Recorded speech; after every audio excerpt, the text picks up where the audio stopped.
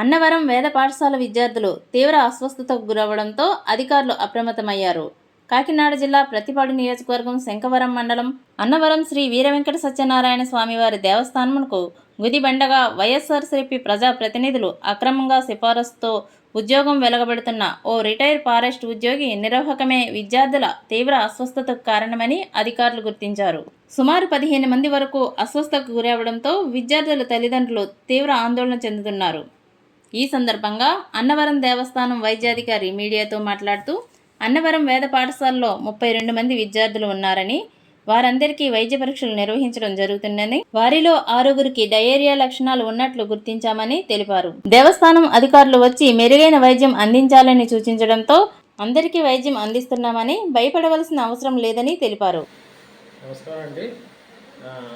ఈరోజు అన్నవరం స్మార్త పాఠశాల నందు డయేరియా లక్షణాలు ఉన్నాయని చెప్పి నాకు చెప్పారు. వార్డెన్ వాళ్ళను చెప్తే ఇక్కడికి వచ్చి పరిశీలించాం.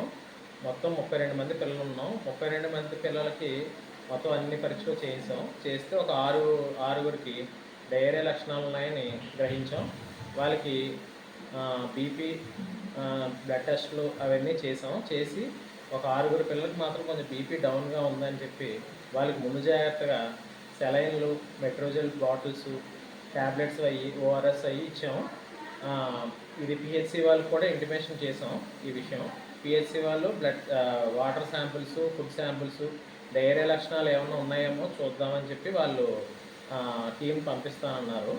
ఇప్పటికైతే స్టేబుల్గా అందరూ బాగానే ఉన్నారు పిల్లలందరూ.